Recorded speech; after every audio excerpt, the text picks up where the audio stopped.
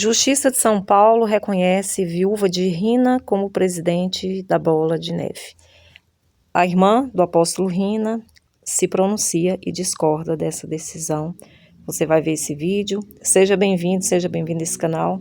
Deixe o seu comentário, Deus te abençoe.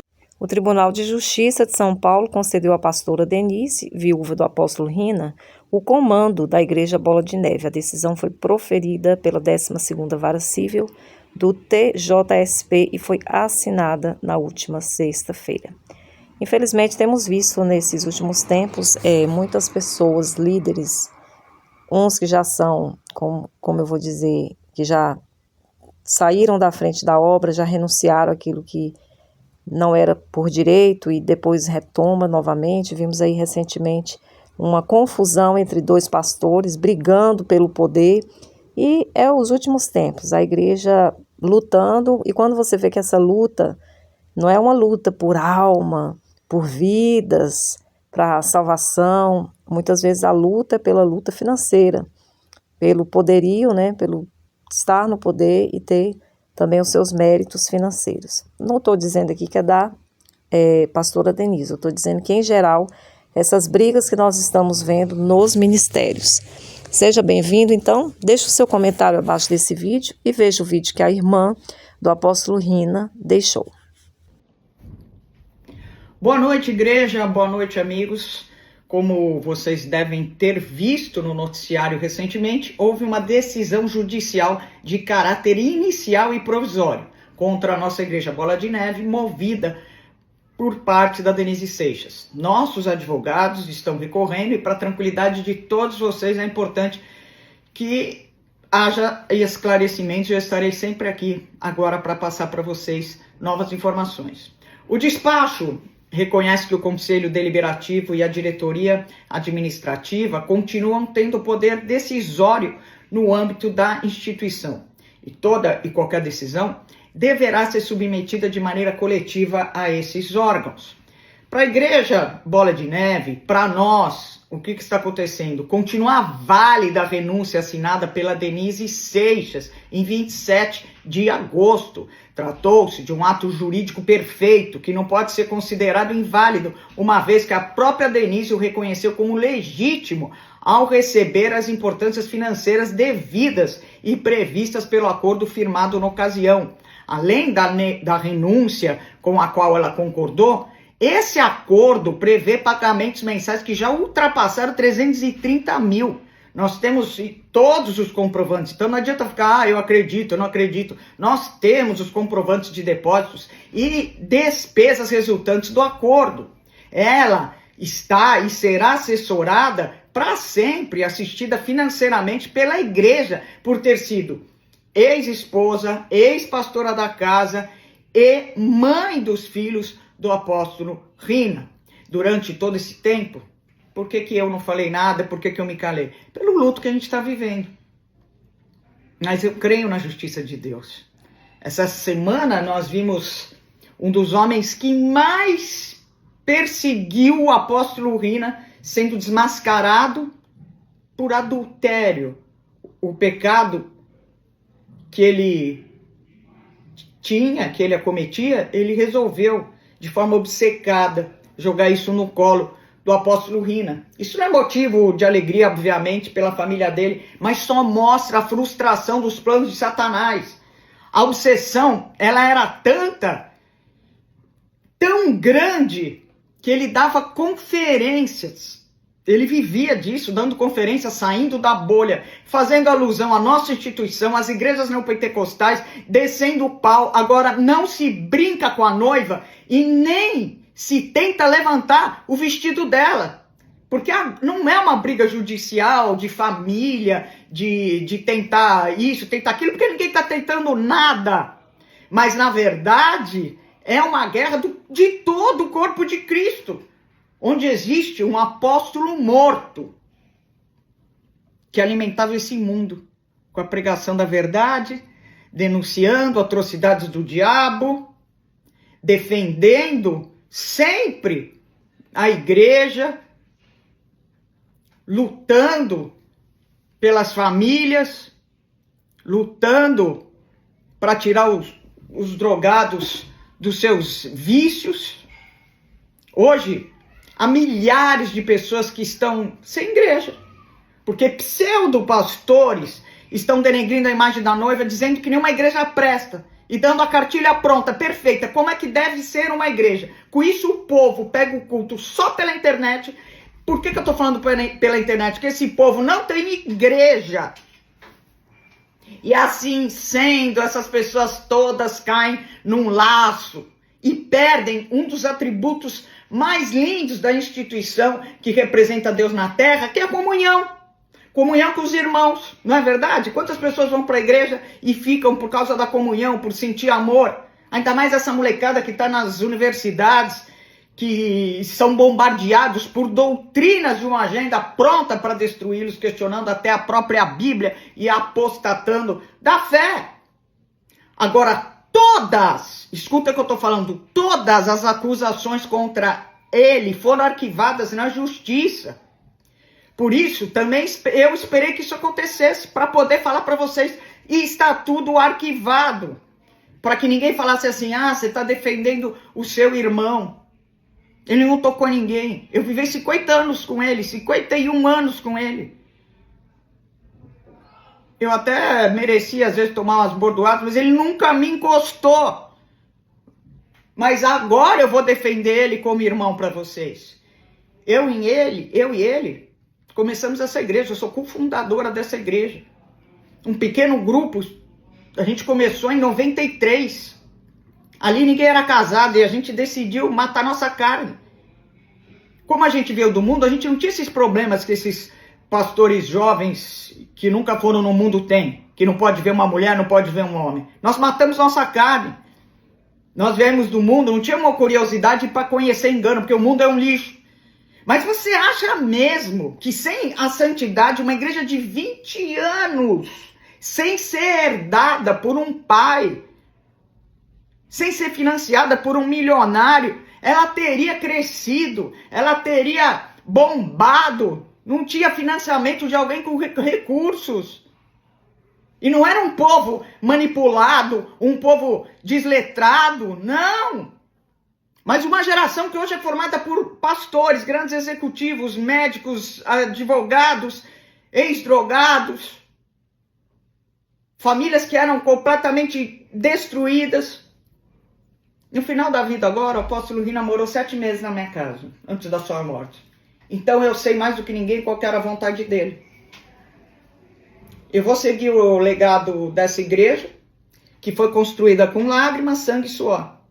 E eu vou falar para você o que ele queria, o que a gente conversasse. Que o conselho continuasse do jeito que está. Ele não queria mudar nada.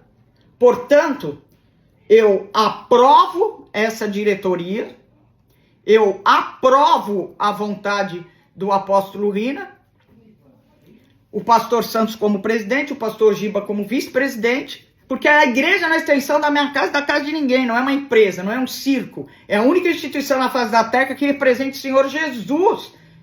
Então, juntos somos mais fortes, que tenhamos o mesmo jeito de pensar. Eu não vim aqui para te falar o que eu acho, eu não vim aqui para te falar o que pode ser, eu estou trazendo uma notícia informativa. E hoje em dia é difícil isso, porque você só recebe informações manipulativas. Então, creia no que o apóstolo Paulo falou em Filipenses 2:2. Completem a minha alegria, tendo o mesmo modo de pensar, o mesmo amor, um só espírito e uma só atitude. E preste atenção que eu vou falar para vocês, com Deus não se brinca, as portas do inferno não vão prevalecer contra a igreja. A gente não está sozinho nisso. O corpo de Cristo, os líderes espirituais dessa nação estão conosco, os amigos do Rina. E essa guerra não é de família. Mataram um profeta e a imagem dele não vai ficar suja. Todas as acusações caíram por terra judicialmente.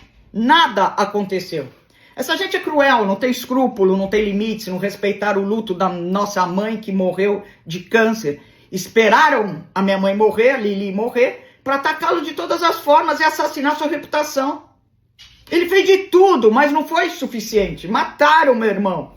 Quando ele viu todo o complô contra ele, ele infartou, teve 2 infartos pulmonares, uma pneumonia. E quem estava no hospital? Eu, os líderes e os amigos e os filhos apenas. Onde estavam os desertores? No velório estava todo mundo, no velório, no cemitério. Mas ele já tinha partido. Sim, ele já tinha ido para uma jornada de justiça, de paz, de galardão. Eu ainda não digeri a morte do Rina. Eu acho que você deve sentir isso. Parece que a qualquer momento ele vai aparecer. A minha alegria é que, apesar dessa tragédia toda, é mesmo saber que ele ferido, ele ganhou uma vida para Jesus dentro da ambulância. Eu acho que não tem nada mais lindo e nada mais que demonstre quem ele era e qual era o caráter dele. Um gigante, o herói da fé, um apóstolo verdadeiro. O Rina era um pastor que ia atrás das ovelhas, que cuidou dos caras mais loucos dessa nação, um evangelista, um mestre sem igual, um grande profeta de Deus. E em suas últimas palavras nele na ambulância, me contaram que ele olhou para cima e, como Cristo, ele declarou que não seja feita a minha, mas seja feita a tua vontade. E essa foi a última vez que viram os olhos verdes, lindos do meu irmão querido.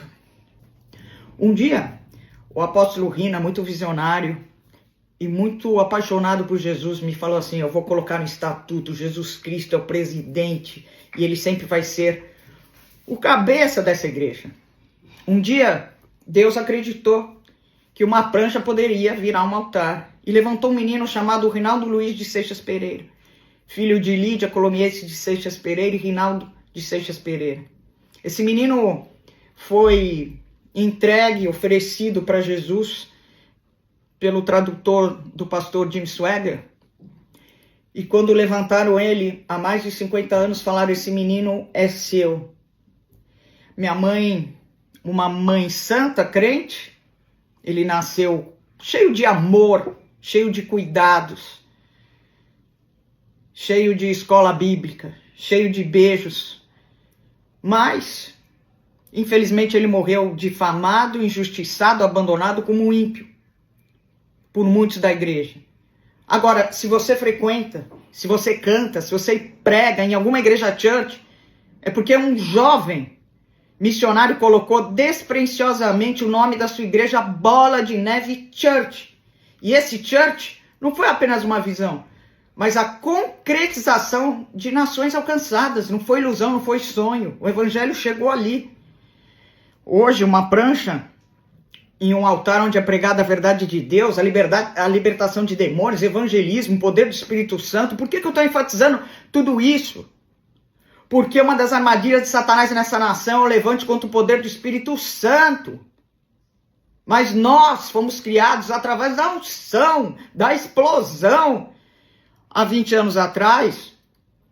E a palavra de Deus, em 1 Tessalonicenses 5,19, diz: não apaguem o espírito. E é disso que a gente vai viver. A chama não vai se apagar. O avivamento virá sobre o Brasil. Nós cremos que Deus cura, que Deus salva, que Deus batiza no Espírito Santo, que Deus liberta. E por que eu estou falando isso? Porque as pessoas querem acabar com a unção do Espírito Santo, o evangelho nessa nação. Eu termino esse pronunciamento todo deixando Efésios 4,32 para vocês: sejam bondosos e compassivos uns com os outros, perdoando uns aos outros, assim como Deus perdoou vocês em Cristo. Sabe por que eu estou falando isso? Porque eu perdoei. Porque você perdoou. Porque eu não gostaria de estar debaixo da pele dos responsáveis por tanto ataque baixo, expondo, escandalizando a igreja de Jesus Cristo, acima de toda mentira. Mexeram com o Deus vivo. Ele é amor, mas ele é justiça. Jesus disse aos discípulos: é impossível que não venham os escândalos. Mas ai E esse ai vai doer. Ai daquele que por quem vierem, melhor seria que ele fosse lançado ao mar com uma pedra de moinho amarrada ao pescoço, do que levar um desses pequeninos a pecar. O meu pedido de perdão a você que não está indo mais na igreja, a você que foi acometido por esses ataques, meu perdão da Igreja Bola de Neve para vocês que estão desviados do caminho do Senhor, não acreditando mais em nada. E ainda que você não vá para a nossa igreja, que você vá para uma igreja séria também, mas que você não se desvie dos caminhos do Senhor. Essa não era a nossa vontade, ela não era a vontade do apóstolo Rina, e não era a vontade de Jesus Cristo. Eu quero que Deus abençoe você, que Deus abençoe a sua família, e que você continue confiando na gente, porque nós estamos juntos. Então, agora vamos continuar o que nós estávamos fazendo.